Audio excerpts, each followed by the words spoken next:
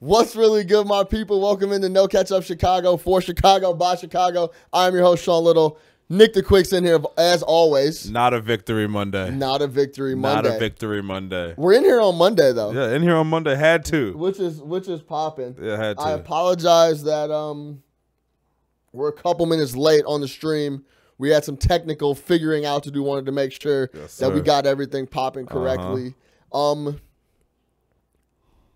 Fred Hoiberg out. Yeah. As the coach of the Chicago Bulls. Long time coming. I'm not really sure. We'll see. Very Bulls move. Very Bulls move. Bullsiest move. Top 10 bullsiest move of all time. But yeah. No doubt. Bears taking L in New York. We're going to have to talk about that. Yeah. We got the Rams coming in town, and then we're going to do a little national roundup. Mike McCarthy's out in Green Bay. Yep. College football playoff. The list goes on. Kareem Hunt. Yeah. The list goes on. Yeah, we got a lot of stuff to talk about. What's going on with you? Not too much, man. Had a nice little Sunday yesterday. Actually saw you. We went up to shout out to the Bird's Nest. Yeah. Best wings in the city. They were actually on point this time. I know last time we went over there. Not as good, but really, really good last time or last night. So fire. They were super on point. They were super on point yesterday. Chopped it up with the owner a little bit outside. So he said he's been in business 23 years. Yo, the owner of Bird's Nest looks exactly like you think the owner of Bird's Nest would look like. Yeah, for sure. If you want to know what the owner of a bar that sells wings all day and is like a football, pretty much a dive bar with the best wings in the world. Exactly. Yeah. This dude looked exactly like 100%. that. He's probably rolling in the dough too. Super scraggly beard. Didn't have a belt on his pants. Nah. Like that. Cleaning up beer bottles outside. Exactly. Yeah, shout out to him, man. Exactly. Runs a great establishment for Sunday football. It was fire. Go check out Bird's Nest if you haven't already. It's great. Yo, really quick, bro. I have a tragedy on my hands. Okay. Like a personal tragedy. What happened? So recently, I've been putting on my kicks, and they've been feeling tight, bro. Like they're too small. So I'm like, all right, maybe this is like a pair of my J's. Yeah. Like maybe these J's, like I put on a pair of my cement 3s. They were small. Yeah. And I'm like, are these just the J's? Like maybe I haven't broken them in yet. Whatever. Right. Every other pair of kicks I've been putting on, bro, have been tight. Like are they all the Jordans or every J's, shoe? my Vans, my Converse, everything is tight. And I'm like, yo, what is like? Is my foot getting bigger? Right. Yeah. So I looked up. Can your foot get bigger when you get older? And bro, I was reading this shit from podiatrist. That's the foot doctor, right? Over the years of pounding on your feet, your ligaments can loosen up and like basically your feet elongate and flatten out and they get bigger. And I think that's what's happening to me, G. That's crazy, man. You're having a growth spurt at 30. Yeah. That's what's up. So basically all my 11s are like obsolete now. Right. I wear an 11.5 now, so I got to buy all new kicks. Oh, the half size. Oh, man. Yeah, that's the hook. So it's crazy. They got you with the hook. If anybody that hasn't happened to me. I'm 13. I've been a 13 solidly now for like 8 years, if not, probably like 15 years, if not longer. So I have not noticed any feet growth. If anything, I feel like my feet get smaller, like shoes that didn't used to wear, especially with Jordans, though. Jordans are always tight. Like low-key, Jordans are the most uncomfortable shoes in the world to wear if you're talking about gym shoes.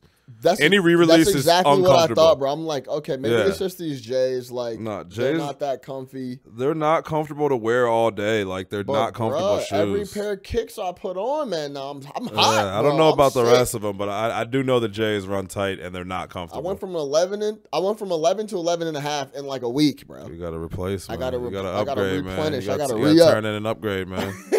Turn in. Get the new joints. All right, let's talk. Yeah. Fred Hoiberg out as the Chicago Bulls head coach. 3 seasons.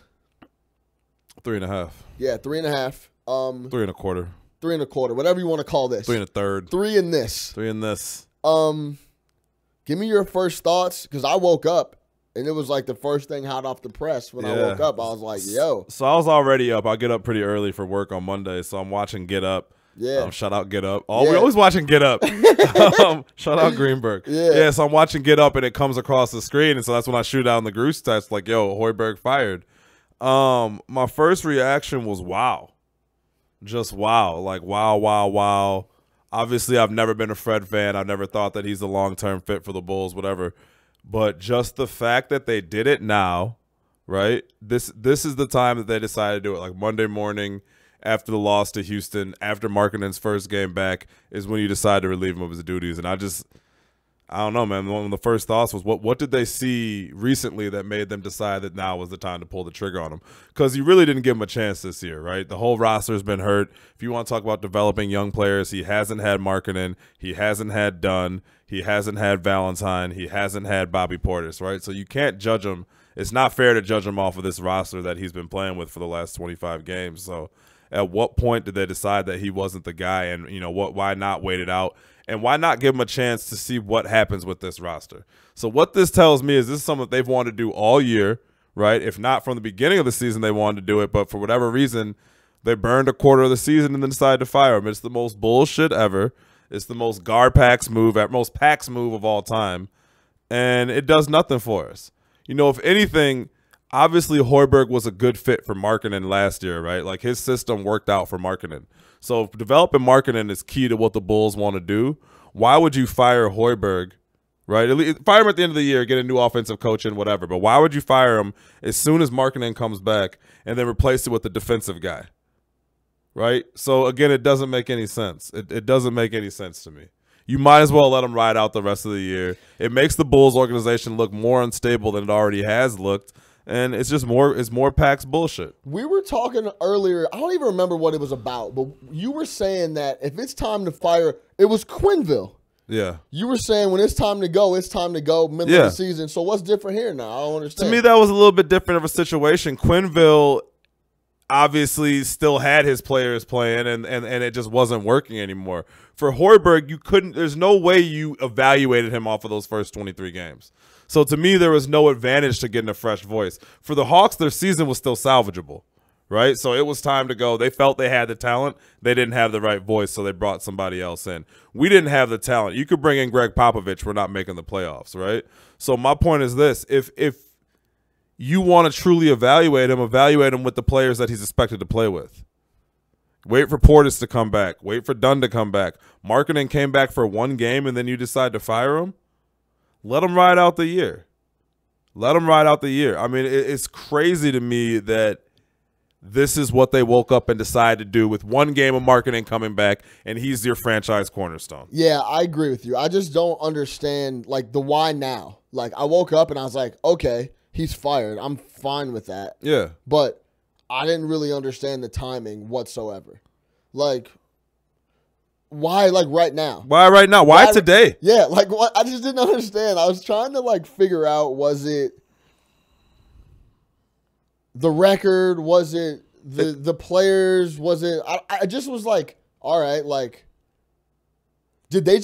could it be that they just fell in love with Boylen so much and thought he'd be from what Paxson was saying, and we're going to get into the presser, it sounds like they want Boylen to be the head coach for the foreseeable future. Could it just be hey, they had a conversation with Boylen, they kind of agreed, and what was wrong with the team they agreed with? Boylen and GarPax had a conversation and they agreed with what's wrong with the team right now, and maybe they thought Boylen could lead them in that direction? Then Boylen must be a hell of a salesman. I mean, that's right. You know what I mean? Hey, coach, I'm sorry, Gar, this is what I think needs to happen. No, I don't think that's it. I think it's another example of, again, man, this is what Paxson does, man. Before the shit really hits the fan and it points at him, he finds a scapegoat. Listen to this. This is the seventh coach. The seventh coach. That was the fifth, no? No, listen. The seventh coach to serve under John Paxson since he's been in charge of the Bulls. Yeah. He has hired 4. He's hired Scott Skiles. He hired Vinny Del Negro. He hired Tom Thibodeau. He hired Fred Hoiberg. He fired Scott Skiles. He put in Jim Boylen 1.0. So we've already had a Jim Boylen. Yeah. There's probably 2 Jim Boylens walking the face of the earth right now, and somehow both of them as coach of Chicago Bulls. Let's talk about that. Facts. But fired Skiles, brought in Pete Myers in the room for the coach. One has an A-N and one has an E-N. Yeah, you literally found 2 different Jim. I thought it was the same guy. I'm like, oh wait, no, there's 2 of them. Wow, this is crazy. Yeah. So he's fired those 4 guys, and in between that, he's had Pete Myers and the other Jim Boylen serve as his coaches. So this will be the 7th one, and if they don't go with Boylen next year, he'll be on his 8th coach. I would like to see if there's another general manager, team president, whatever you want to call him, in any major professional sports that has had 8 cracks at a head coach, 4 of which are hires. Even if it's just you count the hires, not the interims. I would just count the hires. He's hiring his 5th coach. Yeah. His 5th coach. He's been here since 2003. That's a coach every 3 years. Stop playing. So I don't want to hear people say, you know, like, whatever, man. Like, and they didn't give Fred a fair shake this year. That's a fact. The organization looks bad. That's a fact. People think the Bulls are a joke. Would you want to come coach for this organization and a trigger-happy vice president? Not at all. They fire people on Christmas Eve. They love firing people in December. I mean, like, what's the point? There's no rhyme or reason as to when they fire people. You fire the second all-time winningest coach in Bulls history to bring in Hoiberg, and then you literally don't give him a chance. Every year you give him a new job assignment. Year 1, hey, we still think Derrick Rose and them can do it, so get us to the playoffs. Year 2, we know you want to spread the floor, so here's Rondo, Dwayne Wade, and Jimmy Butler. Year 3, we want to rebuild. Okay, great. I'll lose a bunch of games for you guys. That's fine. I'll fall on that sword. Year 4, we don't really know if we want to rebuild, but we know you want to spread the floor, so here's Jabari Parker. But all your guys are hurt. But you didn't win enough ball games. Yo. But we gave Zach LaVine $80 million. There's no rhyme or reason. You put that so perfectly. I can't wait to chop that up and post that. You laid that out so perfectly. He never had a chance, period, point blank. No continuity in the roster. Never. Nothing. Every year. Rebuild, compete. Rebuild, compete. Then this year it's let's have a competing rebuild. Like, come on, man. What are you doing? And that all starts at the top. Any job you've ever worked, any place you've ever been, sports team you've ever been on, it starts at the top. There is no organizational direction. We don't know what we want to be. We want to compete. We want to sell tickets, but we want to rebuild. We can't even fucking do the rebuild right. This is where we are. Luckily, hopefully now we go like 15-67 and we get Zion or one of those guys. But we might even fuck that up. Who knows? I told you 2 years ago, like second episode, I said, I'm okay with the rebuild. What I'm not okay with is the rebuild being spearheaded by these guys because they have proven that they cannot do it. And this is the latest example of it. It's a fucking joke. And the rest of the league looks at this shit and says, I don't want a part of that. Because you have an organization and an owner. I love Reinsdorf, but Reinsdorf is the most loyal person in the world, right? Pax looks over at Kenny and says, oh, he's been there for 25 years. I'm going to be here for 25 years. It doesn't matter what we do. It doesn't matter. I don't want you as a GM anymore. I'll bump you up, send you up to the office. It's a joke. It's laughable. Strap in. Strap in is right. I'm sorry. That's it. I've been holding this in all fucking day. And get over the fact of, like, GarPax disappearing. Like, it's not happening. Not happening, bro. This showed the perfect Kenny Williams. Yes, they're here. It's the mafia. And they're going to be here, and it's just not going to change. So I think the first step in us kind of strapping in is we're going to be dealing with these cats for the foreseeable future. Yeah, at least Pax. No doubt. Guard might be changed out, but at least Pax. Exactly. So lock in for that. One of those two, if not both, will be around for the foreseeable future. Now, if you caught the presser from Paxson, and then we're going to get into a little bit of who Jim Boylan is. But Jim Boylan 2.0. Jim Boylan 2.0, EN. Yeah. Not AN. Two Jim Boylans John Paxson's hired. That's how long he's been around, everybody. Not one Jim Boylan, 2 Jim Boylans he's hired. Yes, correct. So Paxson's presser, he has a quick, like, 5-minute opening statement, if you caught it. The key things I took away were the firing was not about wins and losses, all about the growth of our young players. He thought the energy and spirit was off. Didn't like the way the team had been playing. Felt like we were playing with a style and a force that he didn't want to see out of that group. He wanted to see a different energy. That's a bunch of bullshit. That's a crock. Because I will say this. For all the injuries that Fred was dealing with and the roster as a whole itself, there was times where we have lost a ton of close games and have played hard from what I've seen.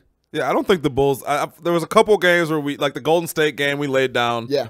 You know, but Clay was in the midst of an all-timer. But no, I think they have played hard. I think they played hard for him last year. Yeah. Clearly. So I didn't really understand the energy part and that whole farce because they've played hard. They lost that close game in Milwaukee the other night. Yeah. That's one of the best teams in the league, bar none. So the effort and the playing hard thing, I don't think I don't know about that. He didn't necessarily say playing hard, but he mentioned energy, and he didn't like the way the whole That's playing hard. Yeah, the whole cohesion of the team it's code.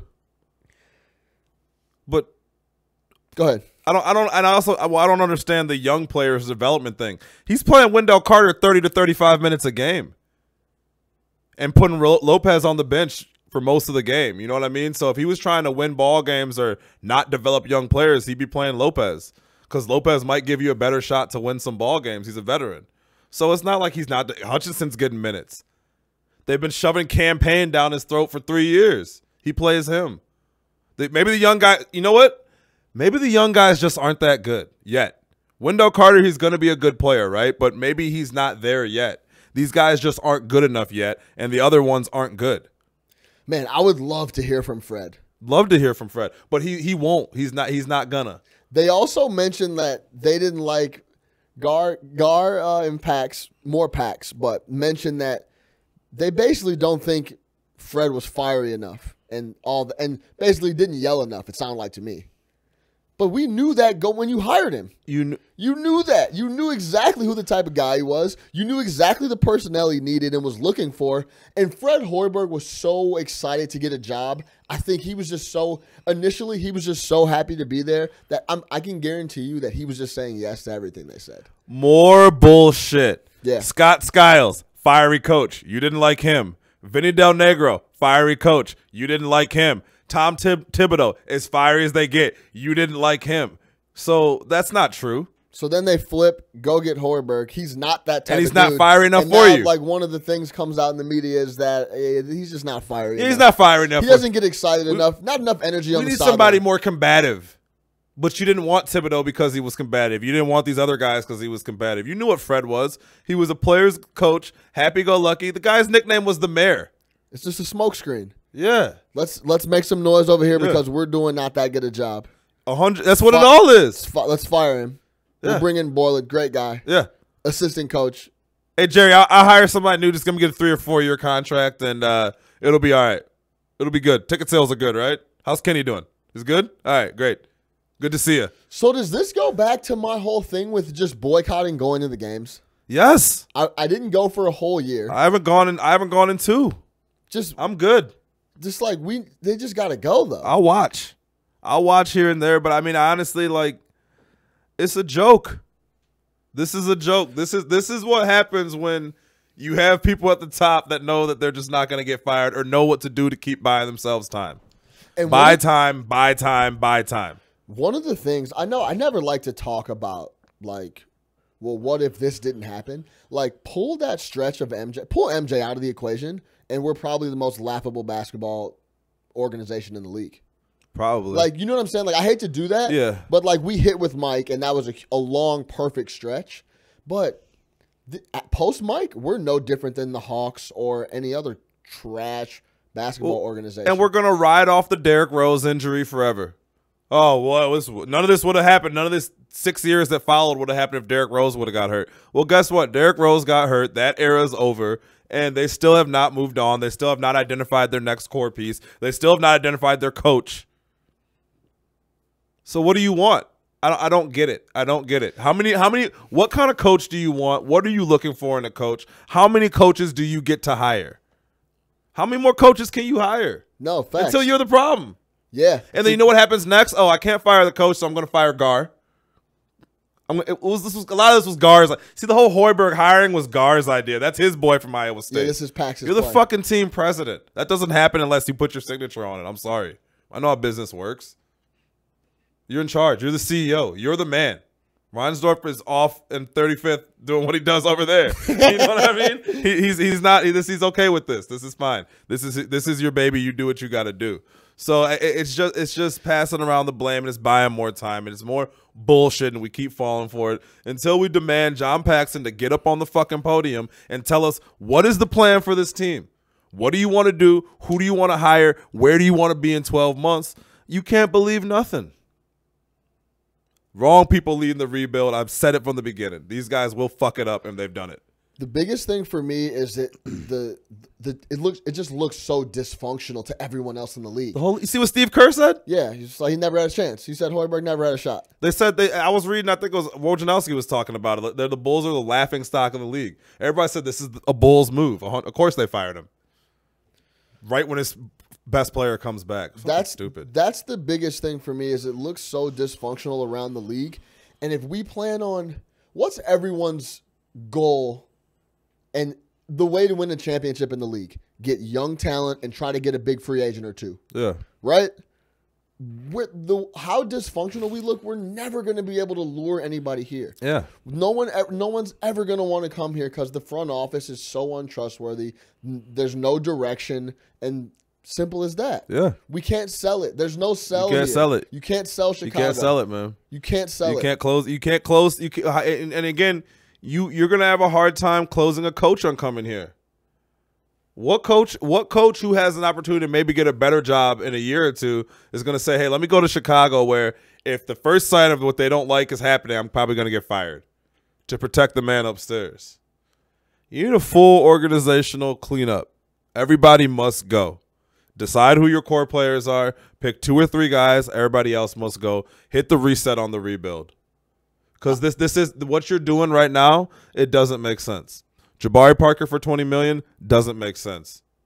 It's a story. It's a headline. It's a ticket seller. Man, let's just sell tickets. I need to get some tickets. This fired up every week. It's just ridiculous, man. Because I had some faith in it. You know what I'm saying? Going into the year, and let's just see what happens.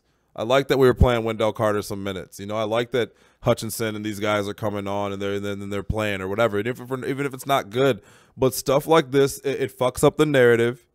It makes you look foolish, and I don't like looking foolish. Like the last couple of years with the Bears, only reason I was watching Bears games so I could come in here and talk about it. You know what I mean? No hope. It's just dysfunction. Not organized, no plan. The no plan thing is the big lack of plan. Tell me something. Tell us something. At least Hinkie came out and told. Remember what the good thing about this is? We're almost too transparent. Hey, we're sucking. Yeah. Deal with it. Fine. Great. In Philly, yeah. But you didn't fire Brett Brown, and he turned out being a decent coach. You don't fire the guy. You don't gut the roster and then fire the coach. It's just bad business. You fire him at the end of the year. Good. You can. Hey, we got people back, and we still didn't see what we needed to see. Great. He got 4 years. Yeah, I agree. All right. Yeah. Let's meet Jim Boylan. Been an assistant coach or like assistant head coach on the team for the last 3 years? Yeah. Before that, was in San Antonio with Pop. Was once a head coach at Utah. Yeah. So he has some head coaching experience. What year was he the head coach at Utah? 2007 to 2011, they didn't really do shit. So it wasn't the Bogut years. No, that first year I think, or the second year they went to the tournament, lost in the first round, and then the 2 following seasons after going to the tournament, they were like 13 and 17, like not very good. Yeah. So that was his kind of head coaching experience, but he's a lifelong assistant. Yeah, sure. Is what he is, right? Yeah. Defensive guy, like you said. We'll see. With a roster full of guys who would prefer not to play defense. Forget about prefer. A defensive guy with a roster full of guys that don't play defense. Don't play defense. Forget about prefer. Zach LaVine, not interested. Jabari Parker, forget about it. Forget about it. Laurie Markkinen, I'm not here for that. Yeah, makes sense. Let's go develop these guys. Fucking joke. Do you think, I guess for me and the rest of the Bulls fans, I'm going to say how I feel about it first, and I'll get your take on it. But, like, the hopeful thing to hold on to is we do have a decent young core with Wendell, with Laurie, with Zach LaVine. You could put Dunn in there. So that is something that we can kind of hold on to. And you know how you come up to, like, Bulls fans, you're like, yo, you're a Bulls fan? And they're like, where's the light at the end of the tunnel type of thing? I do think it's the young talent that we have locked up for the foreseeable future. Can I ask you an honest question? Yeah. Do you see yourself in 4 years saying, yeah, this core of Markkinen, LaVine, Dunn, and whoever, Wendell Carter, that's a playoff core? Like, look where we are now. Like, you see the makings of that? And, like, just be honest. Like, do you see the makings of a playoff core there, or do you see the makings of a playoff core that needs a few more really good pieces? Because I think we need. I think I don't. What do you mean by playoff core though? Like, are like we making the playoffs? Not 41 and 41 playoffs. I mean, like 50-win teams. Like, so like, let's say, I don't know, 5 years ago, right? Or I'm sorry, like 10 years ago, when OKC had Harden and Durant and Westbrook and stuff like that. Like, they knew for sure that's a no-doubter. And obviously that's like the peak of it, right? Right. But even when Toronto had like DeRozan and Lowry in the beginning, you're like, all right, we can see that this is going to turn into something. Do you see us with those type pieces? Beal and Wall, which is a terrible example right now, but again, you knew you were going to go to the playoffs every year with these guys when they develop. Do you see that? Do you see marketing development into that guy, and do you see Levine carrying us? Yeah, I could see us being a 50-win team. Okay. In the next couple of years with that squad if they stay healthy. I think we have to fill out the bench is always the key to, like, Toronto. Talk Bench. about Kawhi. Their bench is bench OD. Nice. Van Vliet. And Rockford's Fred. finest. And then you add a superstar dude like Kawhi, and then you know what I'm saying? Like, that takes them to the next level. But they have a culture. They have a culture. You have to have a culture. You have to have a bench. And you have to have good young players, obviously, right? Do I think we can win 50 games in the next 3 years? I think we can. My whole hope is that we can figure out a way to get a free agent to add to those pieces, and then we could really become that 52, 53-win team, I think. And where is that free agent? That's the question. Yeah. I have this long-lost thing in my mind that Anthony Davis is going to come home. He ain't coming home. And somehow give up the, like, 40 extra million. Yeah, there's a lot of other better. There's a lot of other better options than home. I don't think so. Yeah, he's not going to come here to do the same thing he's been doing there. He's got a better team there. Yeah, that's a good point. Top to bottom. That's a good point. So the optimist, like me being optimistic, I say we could win 50 games with that core if we add a couple. If we're smart about adding some pieces to the bench and then maybe getting someone else. But I don't know, man. It's tough to say because we don't know anything about our coach, if he can be in head coach, and if our front office knows what they're doing. Our coach for the next 60 games. He's going to hire another coach next year. You think so? Yeah, I know because so. Paxson said in his presser today that we see him being the coach next year. Yeah, first two things you said are Paxson said, and anything after that is bullshit.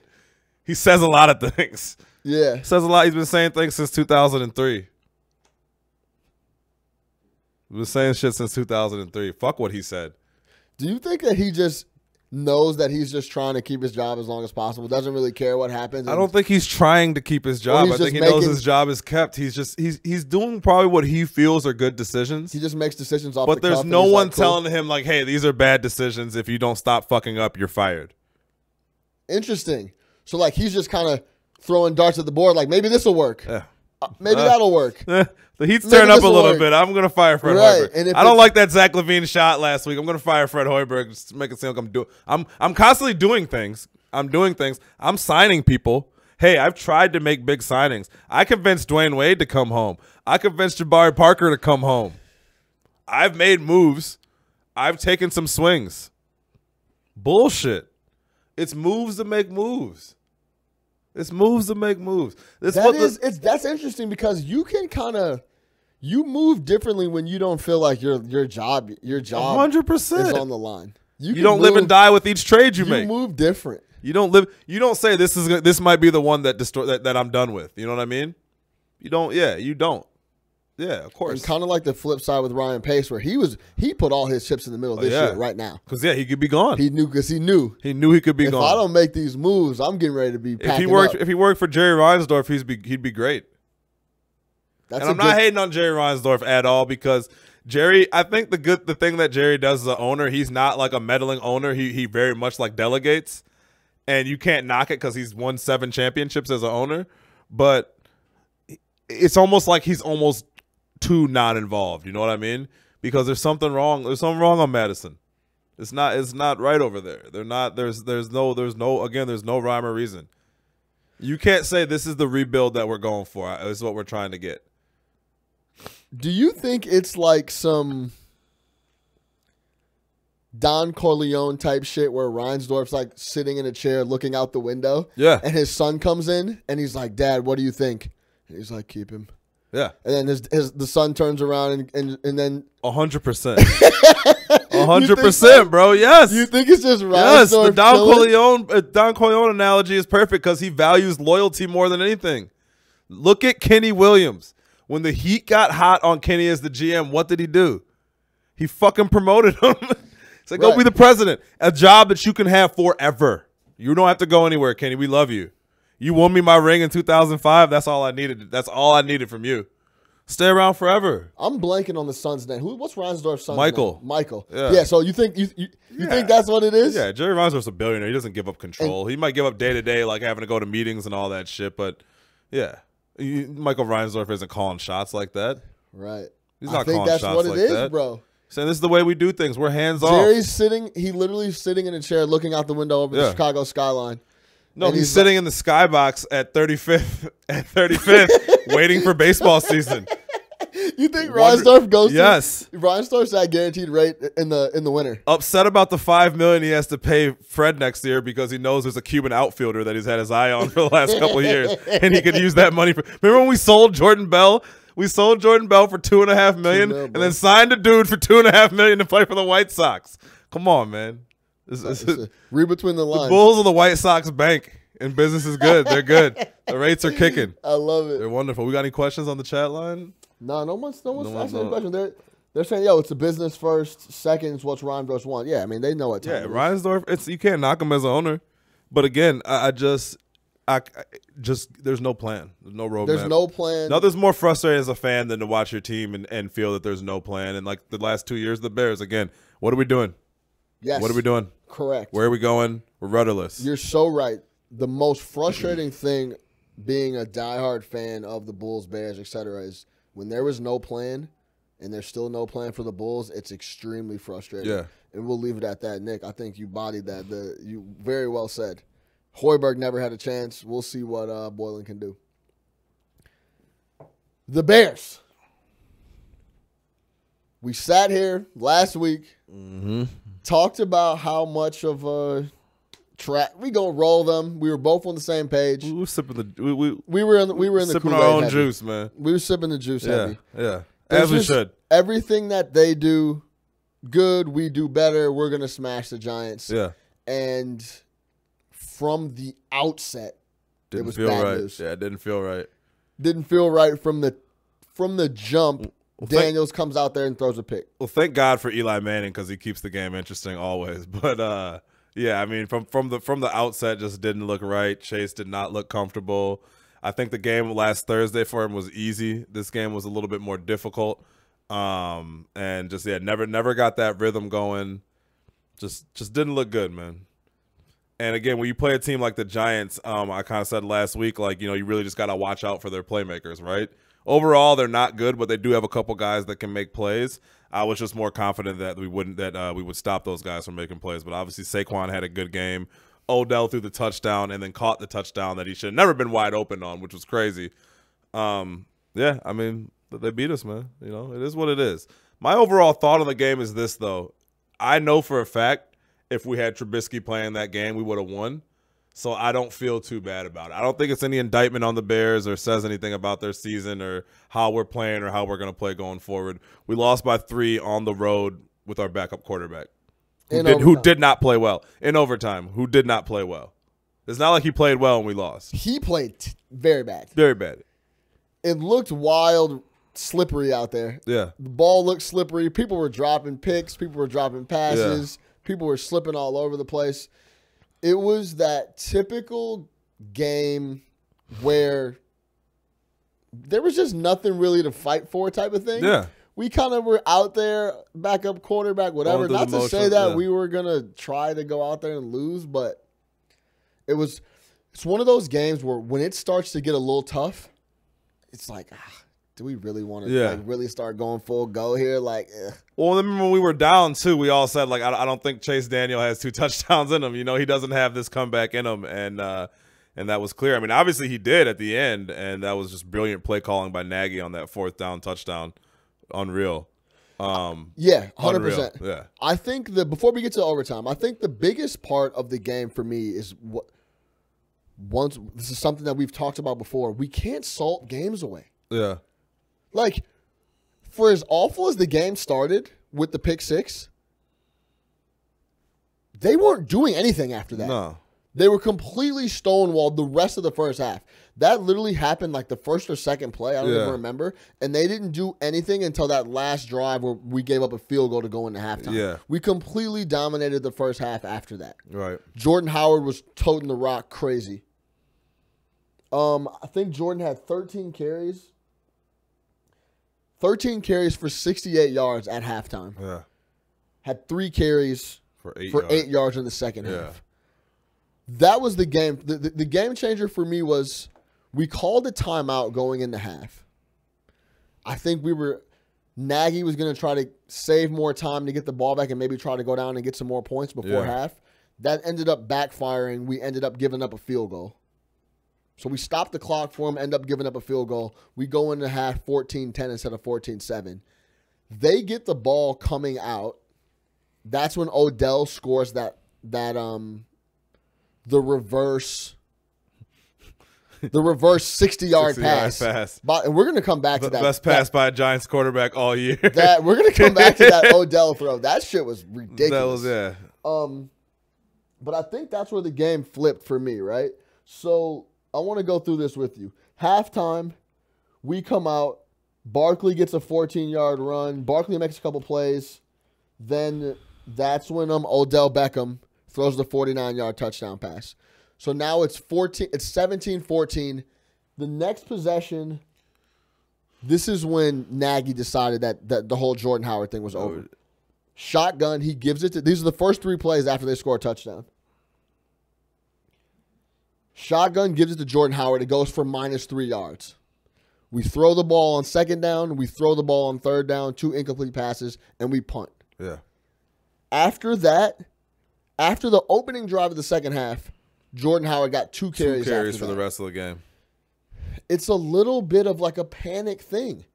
Like that Odell Beckham reverse 55-yard touchdown pass put a little panic in Nagy. Yeah. Like, all right, we have to go score some more points. When we easily could have kept playing the defense we were playing, running the ball, we would have wore them out and won the game 23-20 and got out of there. And Jordan Howard's fresh. Legs are super fresh, right? He was good for 25 to 30 carries in that game.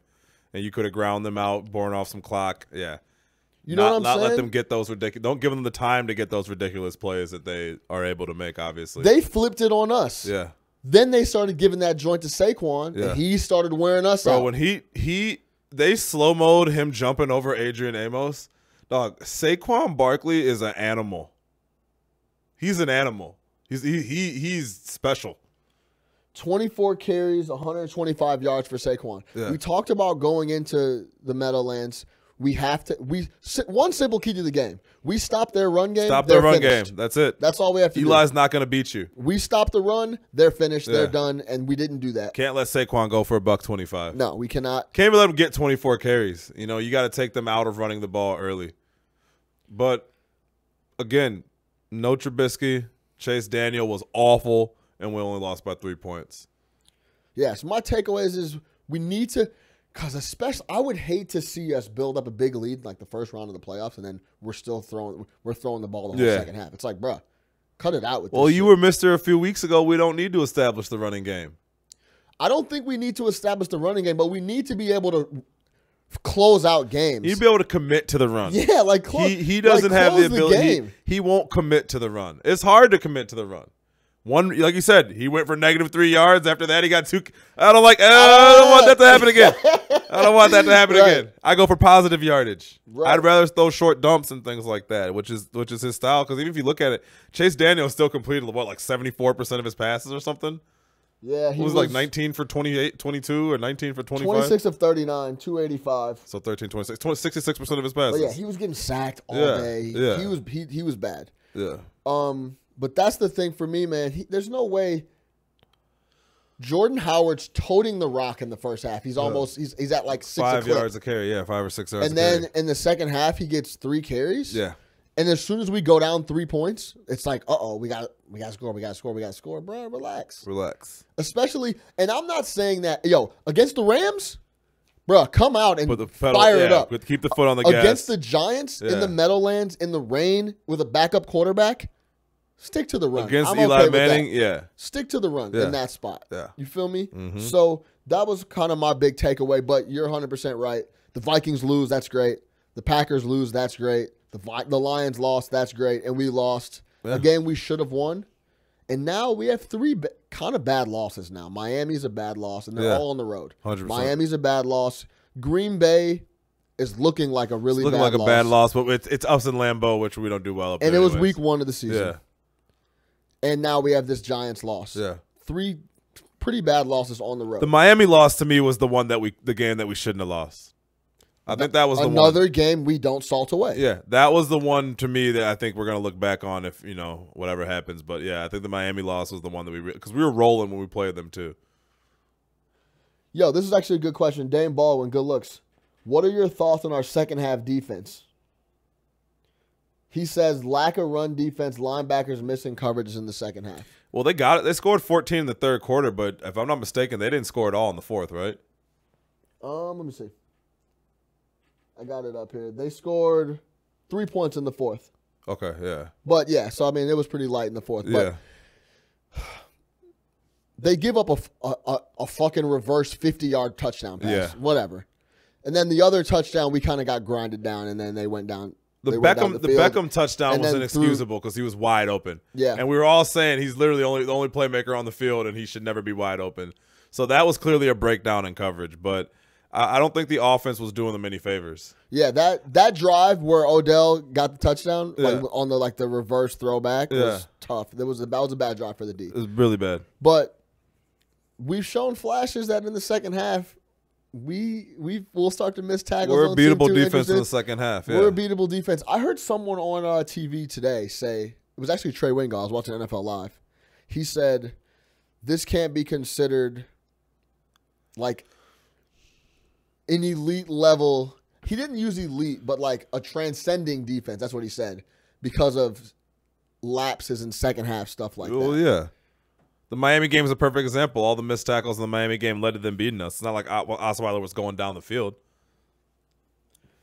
Yeah, 100%. Yeah, so let's talk Odell Beckham, G.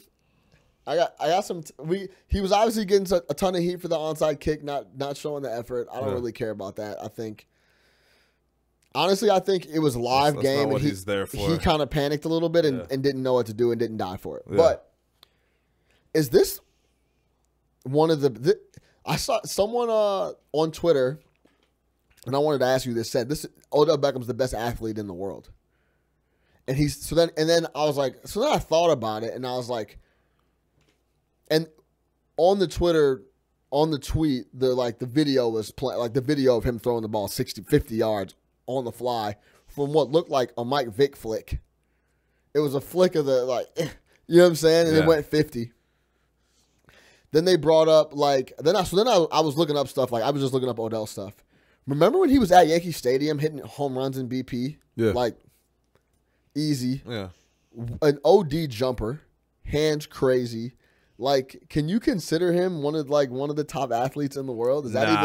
Nah? I think a lot of times when you look at a lot of these, he's a ridiculously good athlete, right? But if you take a lot of people in sports that are ridiculously good athlete and then just throw them in another sport and have them fuck around, you'd probably get a lot of good results, right? Like if you gave LeBron the bat, LeBron might hit a couple home runs. You know, if you put LeBron on the soccer field, he might shake some people up. They're just ridiculously good athletes. So I can't go off that and say that he's the best athlete in the world, but I mean, that's a wild statement. It's a wild statement. But, yeah, is he one of those rare breed athletes that probably if he applied his mind to any sport. Can just do anything. Yeah, for sure. And I think that, dude, to be in the NFL, you have to be a freak of nature. Bro, I was shocked when he let that ball go. Yeah. I was like, wait a second here. It doesn't surprise me, though. I'm sure he's played quarterback before in his life. I had to go back and look did they snap that ball from the 35? And then you went back and looked. He threw that from the NFL logo at the Metlife. Right. It's at MetLife with ease, bro. Yeah. Gloves on, no problem. Right. I was like, God. Well, damn. a lot of these dudes probably grew up playing all types of sports anyways, too. You know what I mean? I'm sure he grew up playing baseball. You know, he's from, Louisiana? He probably grew up playing some baseball.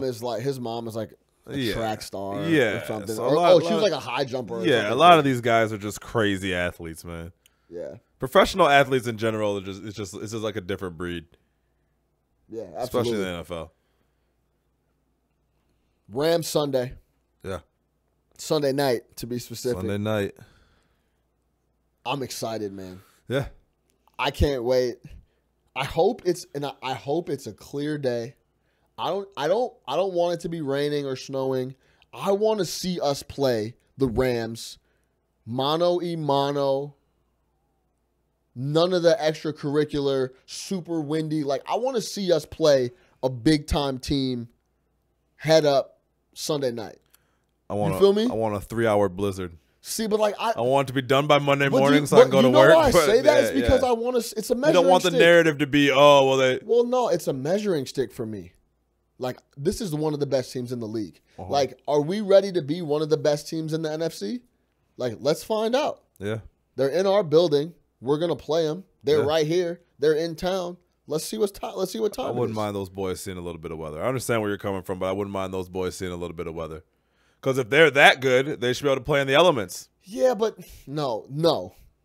The elements, that's why you know why they play the Super Bowl in domes and hot places? So, like, you don't have to worry about elements. Yeah. That shit changes. It just changes the composition of ball games. Of course, yeah. I want to see if we can keep up with those boys. That's what I'm excited to see. Do you think we can keep up with those boys? I think so, yeah. I think our defense is ready to play. It's just all about, how Trubisky's feeling. Hopefully he's back, feeling good, throwing the ball well. I feel good about it. I'm not as scared as them as I thought I would be. I'm really not. I feel like our offense plays with confidence. I love Nagy as a play caller in certain situations. And again, with Trubisky back, I think we're going to be good. If Trubisky's not back, it's going to be a long night. A very long night. Yeah, and they asked Nagy today about, like, is he going to be in full practice all week, like with the ones going all week? And he said he couldn't say for sure. Yeah, I just hope that they were holding him out last week just as a precaution. But we'll see. That's all you got on the Rams? That's all I got, man. Let's just see what happens. Let's just see what happens. Yeah. I mean, what about the line? What is the line? I don't know. I don't even know if it's out. Let me check right now. It's posted somewhere. Well, it's Monday, so it should be out. Actually, it should be somewhere. But I'm gonna say -5. I was -8.5. No way. Would you give up 8.5? Oh, I'm sorry. I meant to say minus. Wow, it's only it opened at 4.5 and it's already down to 3. I was gonna say 3.5. That's what I meant to say. Go the other way. Yeah. Opened at 4.5 and it's down to 3 right now. Doesn't surprise me at all. 3.5 seems about right. Over unders 52.5. I would say over. I like the over on that. I like the over. Yeah, the over sounds pretty good on that one. The over went down from 54 to 52.5 though, so that's interesting. Yeah. Like I said, I'm excited to just see us go mano-a-mano. It's going to be Sunday night. Nagy's going to be in his bag. Mm-hmm. I'm excited to see Nagy versus McVay. Yeah. Yeah. It's going to be offense. Yeah, it's going to be fun. A lot of fun plays, a lot of throwing the ball, a lot of explosion, hopefully. Yeah, I'm excited. You don't have to worry about us establishing the run game. No, we don't. We have to worry about them establishing the run game. They got that man over there. He's a monster. Mr. Todd. Yeah. Oh, yeah. How you feel like we match up? Oh, I feel like our skill they're players, so explosive. Our skill players should keep up with their skill players. Yeah, the issue is they can throw the ball on you and run the ball on you. So you gotta take them out of both facets of their game, which is always tough. You know what I mean? It's not like one team where, hey, we stop the pass and they can't really run. Like, they got an all-world running back, and they got a quarterback who's as playing as anybody in the league right now. And we just talked about Goff last week. I mean, he's putting balls in ridiculous places, just playing extremely well. So, yeah. How much impact should Sunday night's game have on the Defensive Player of the Year voting? Dane Baldwin just asked that. The Aaron Donald versus Khalil Mack? It's going to be on the national spotlight, so, I mean, there's going to be a lot of talk about it. It's going to help. It'll impact for sure. It'll impact. Put it this way. If one of them has a huge monster game that impacts the game, it's absolutely going to impact that. And they're probably thinking about it too. So, yeah, that's a good question. I definitely think it'll have some impact on the game. Yeah. Donald, I'm excited to see how we're going to handle that. Yeah, he's an issue. He's an issue. Yeah. He's a major issue. Yep. And I just don't know how we're going to stop him without Kyle Long. This is the other thing too, especially on the interior. You know what gets guys like Mack and Donald, I don't want to say on their heels, but a little bit of run game, a little bit of play action. Yeah. If you like when Mack knows you're throwing it, buckle up, bro. Yeah, he's coming. Because he's coming, dog. He's coming. You know what I'm saying? Well, he's good against the run though too. Who, Mack? Yeah, he's great against the run. Yeah. No. That's not what I said. But you know what I'm Yeah, saying? no, I understand what you mean. Yeah. If he knows you're gonna throw the ball 40 times, he's teed up all when game. someone sticks that ball out there for play action and you know it's a play action, it doesn't stop anything, right? So that's where we're gonna have to kind of get that established to run, even if it's with Tariq, even if it's out of the shotgun. Yep. It's gonna be interesting. You missed my Kyle Long comment, but it's all good. I ignored it because I know you. I feel you on Kyle Long, and Kyle Long is not around, and no, he's not going to be able to stop Mack. Oh, he's not around. That's new. So he's probably somewhere turning water into wine. Let's keep it moving. Yeah, let's keep it in the division. Green Bay. Yeah. Mike McCarthy. He's fired as well. Yep. Everybody getting fired today. Stop bringing up his record too. That is somebody who had to get fired in the middle of the year. He's got a good record. Yeah, he's got a great record. Though. Yeah, it should be a lot better. Does he get a new job, you think, next year? Yeah. Someone will hire him. He's won a Super Bowl. He's been in the playoffs 8 or 9 years, yeah. I saw a lot of people talking about, what if this is Aaron Rodgers' fault? Like, what if they get a new coach and a new offense and they still aren't doing shit? I just don't see it. Aaron Rodgers is a great player. That's fine. It can be his fault all it wants to be. A quarterback like that doesn't come around too often. I mean, I don't see how it is his fault. Yeah. How? Like he's a coach killer? Yeah, he's a coach killer. Yeah, just like, you know, he's – yeah, I don't agree with it, but I will say this. Quarterback trusts their coach. McCarthy is getting every single ounce of the blame, and I think it's a little bit to do with both. But I think it's more just their relationship was so fractured that it was just time to move. Mike McCarthy is one of the worst late game situation clock managers I have ever seen in the NFL. Without a doubt. He has, he's terrible. Yeah, without a doubt. He's terrible. They should give him an extra timeout.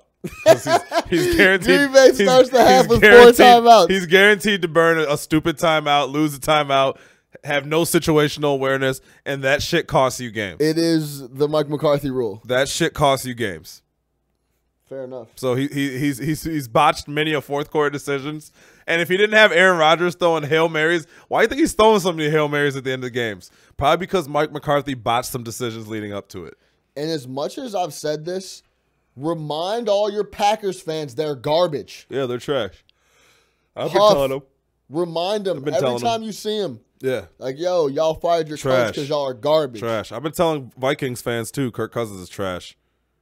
I might have to get back. I might have to get on that train, buckets. Empty calories, baby. I've been on Kirk for a minute. Told you, now he's in a pressure situation where he's determined to win. He came up to Bill Belichick. Belichick said, no, sir. Keep talking about the Pats.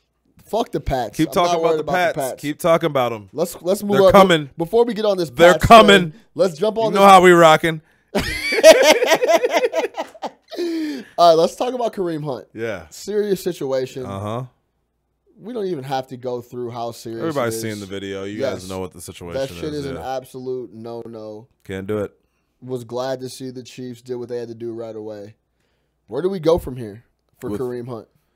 He probably, sits a little bit of time out of football, but he'll be back in the league, I think. He's young enough. What's a little bit of time? Like he'll be suited up next year? Yeah, someone will sign him in the offseason. I think there's something coming up where they can, like a waiver claim. No, he's already gone through waivers. Okay, it's already done? Nobody claimed him. Nobody was savage enough to claim him. Yeah.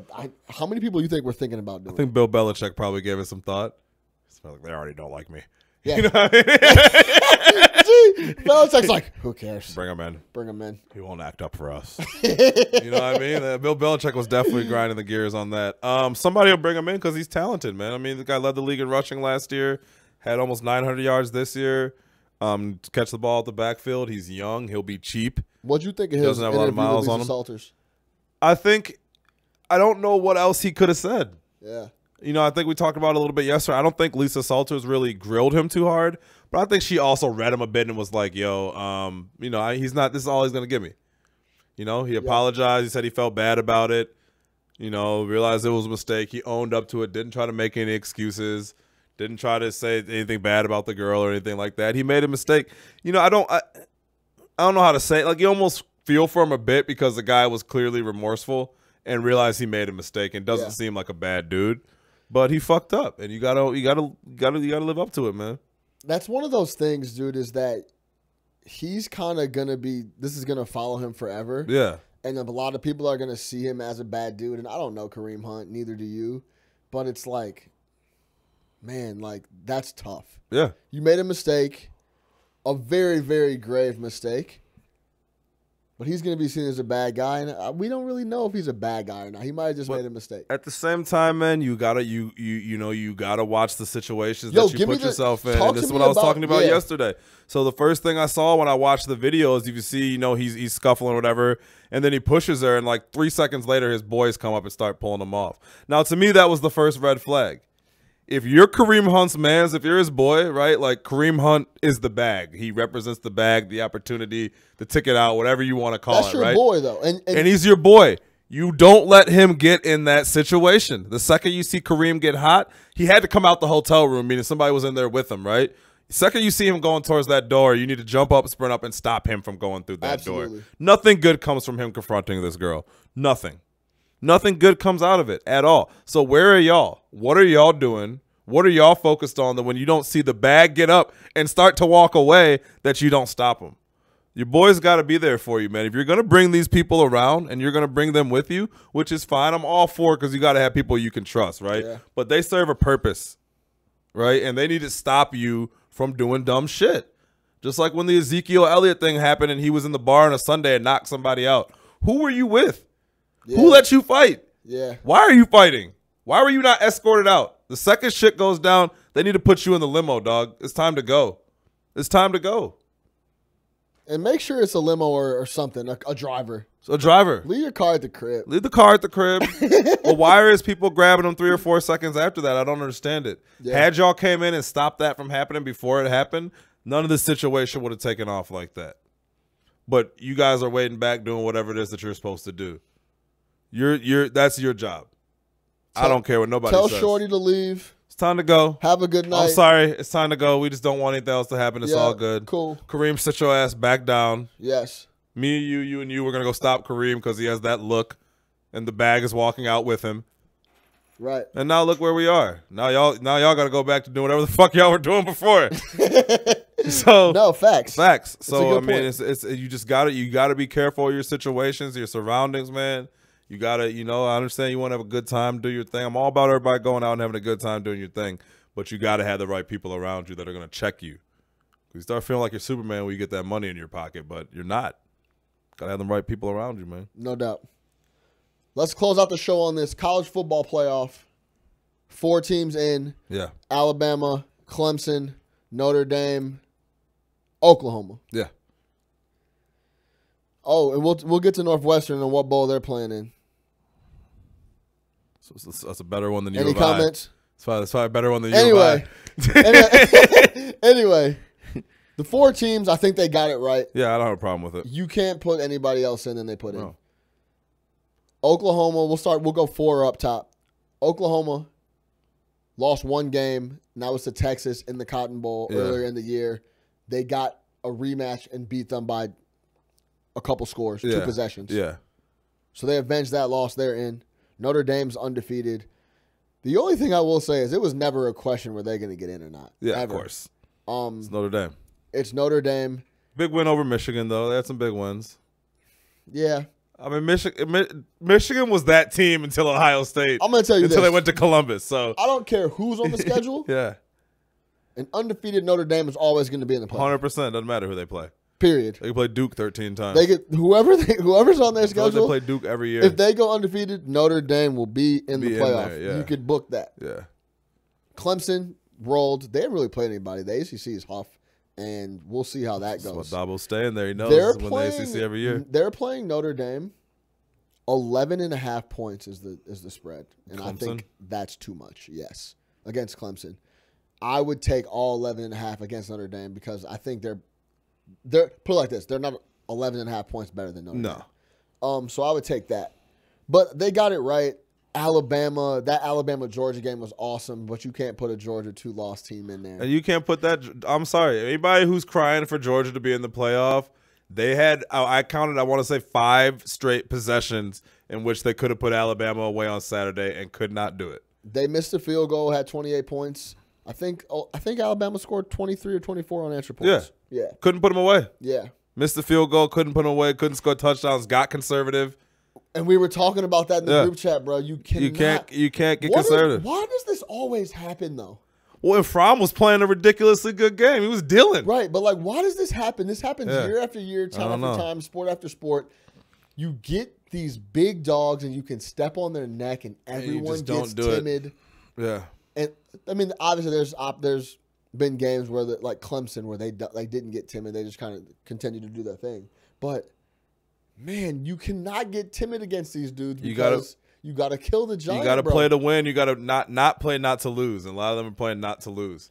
But I think it's funny that we're saying that because Georgia then tries a fake punt at midfield and it doesn't go as planned. Which was there's a difference between stupidity and trying to be aggressive. I'm going to go ahead and say this. That was one of the stupidest play calls, and I said in the group message, situationally, one of the dumbest play calls I have ever seen a head coach make. Bar none. There was no reason to do that. You had a backup quarterback in, and talk all you want to about Hurts. He's a running quarterback. So if you give him a longer field, it makes him that much more difficult for him. Such a good point. All right? So you give him a short field, right? At the 48, they got the ball back. Yeah. So instead of giving it wasn't Tua out there that you're scared of throwing the ball deep. He can't throw the ball. We know this, right? Why would you want to give him a short field? Yeah, it was stupid. What was the point? And Alabama saw it from the beginning. It was such a bad play call. If you go back and look at it, first off, it's not 4th and 5, it's 4th and 11. Yeah. It's 4th and it's not 4th and 3. You have to have a big gain. Exactly. You have to have a big gain. It's 4th and 11, and if you go back and look at the formation, it looks like Alabama's in safe. Alabama was in defense. Like, yeah. They were in a defense. So, like, call out of that. Just say, hey, you know we're going to punt. You cannot run that. You can't run that. Yeah, absolutely not. You can't run that under any situation. I'm sorry. That's when I don't know what the fuck he's doing. Yeah. So we'll leave it there. They got the four. They got the 4 teams right. I'm excited to see it. It's gonna be Alabama Clemson rematch again. Yeah. So we'll see what happens there. But Dabo going for that natty. Yeah. How you feel about Northwestern and Ohio State Big Ten championship?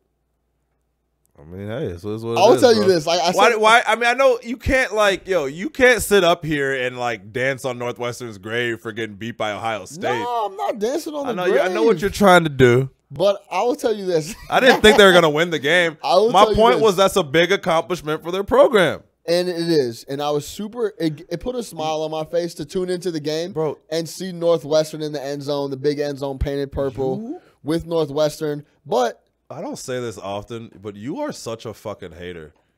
Pat Fitzgerald ends the season 8-5. 8-5, like he does every single year. Which is good enough for Northwestern alumni. They're in the Holiday Bowl. What did you say yesterday? They are every single year. What did you say yesterday? When the game started. When the game started. Even when you saw the Northwestern, you kind of felt a certain type of way. I did. So, yeah. If you're an alumni, you feel great. Extremely fortunate. It's fucking Northwestern. How many games? They're not going to win 13 games. Fortunate to be in the Big Ten championship. That's great. Fortunate? No, they earned their way to the. I don't believe in fortune. Down years for Wisconsin, Iowa, whatever. Fortune. Now they're fortunate. They played their way into that game, bro. What do you mean? It's not fortunate. They played their way into the game. You are what your record says you are. Yeah, and they're 8-4. And they're 8-4 every year. 8 ball games. And they play in the Heineke and the Holiday Bowl and like every year. So and their alumni are happy. That's fine. I just want. This is the problem. You think that's the ceiling for Northwestern? I think we can be a major player in the Big Ten every year. I think major player with Pat. Yes, just what I said. And Pat Fitzgerald will never get us there. We could be in the top 3 of the overall.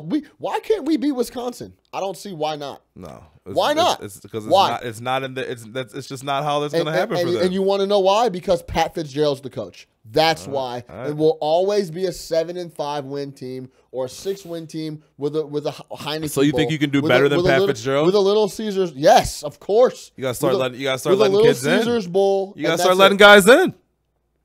You got to let guys in. They don't let guys in. You got to let guys in. They don't let guys in at Notre Dame is picking from the best players in the country. Fair. They don't let guys in at Stanford. Don't talk about the California schools. California is different, bro. You don't have to leave the state.